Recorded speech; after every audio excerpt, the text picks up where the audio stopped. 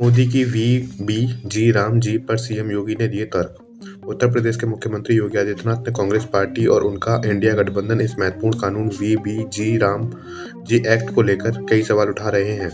यह हैरानी की बात है कि देश के हित में मजदूरों, किसानों और गांव के विकास के लिए उठाए गए इस अहम कदम का समर्थन और स्वागत करने के बजाय, जिसके लिए इंडिया गठबंधन को प्रधानमंत्री और एनडीए का आभार व्यक्त करना चाहिए था, वह खुलेआम पुरानी भ्रष्ट प्रथाओं का समर्थन कर रहे हैं। लातूर में बोले एआईएमआईएम प्रमुख ओवैसी।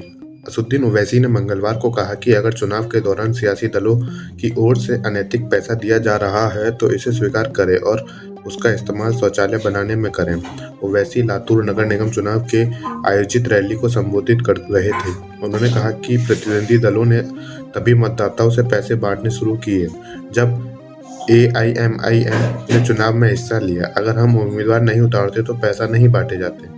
पैसा लो और अगर यह अनैतिक या हराम लगे तो शौचालय बनाने में लगाओ।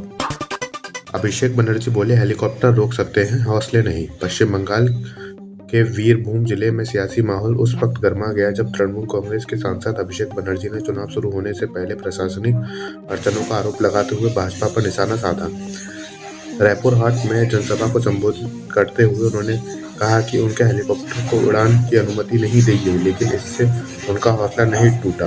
उन्होंने साफ कहा कि वे हर हाल में जनता तक पहुंचेंगे। कांग्रेस नेता के बयान पर विवाद, अब दी सफाई। कांग्रेस के वरिष्ठ नेता पृथ्वीराज चौहान ने अमेरिकी राष्ट्रपति डोनाल्ड ट्रंप के भारत के प्रधानमंत्री नरेंद्र मोदी का अपहरण किए जाने की बात कहकर विवाद खड़ा कर दिया। भाजपा ने उनके इस बयान को बेतुका बताते हुए आलोचना की है। चौतरफा हो रही आलोचना अब पृथ्वीराज चौहान ने सफाई देते हुए कहा, देखिए मैंने क्या कहा था, अमेरिका ने जो किया वह संयुक्त राष्ट्र चार्टर अंतर्राष्ट्रीय कानून के खिलाफ है। एक चुने हुए राष्ट्रपति को किडनैप करके ले जाया गया, यह यूएन चार्टर का उल्लंघन है। वह पनामा नहर पर नियंत्रण चाहते हैं। अगर हम राय नहीं बनी तो संयुक्त राष्ट्र की व्यवस्था खत्म हो सकती है। इसलिए अगर सभी देश सावधान नहीं रहे तो किसी के साथ कुछ भी हो सकता है। जिस तरह ट्रंप मोदी जी को धमकी दे रहे हैं तो हमें भी सावधान रहना चाहिए। पटना में एनडीए के कार्यकर्ताओं सम्मान समारोह। पटना के फुलवारी विधानसभा के स्थानीय विधायक, पूर्व मंत्री एवं जेडीयू के राष्ट्रीय महासचिव श्याम रजक अपने सादे जीवन, जमीनी जुड़ाव और कार्यकर्ताओं को साथ लेकर चलने की राजनीति के लिए जाने जाते हैं। सामाजिक न्याय और संगठन की मजबूती को लेकर उनकी सक्रिय भूमिका फुलवारी विधानसभा में लगातार देखी जाती रही है।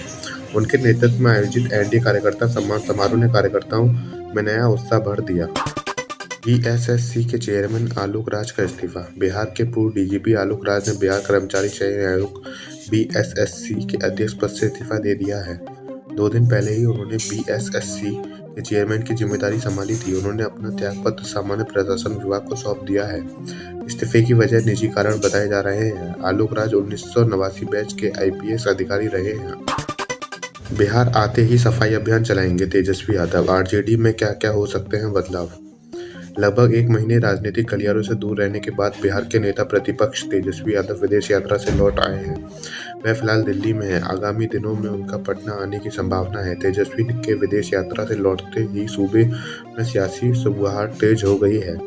चर्चा है कि बिहार आते ही तेजस्वी अपनी पार्टी में सफाई अभियान चलाएंगे। इसके तहत बिहार विधानसभा चुनाव 2025 में भीतरघात करने वाले आरजेडी नेताओं पर एक्शन होगा। साथ ही पार्टी में कई संगठनात्मक बदलाव भी देखने को मिल सकते हैं।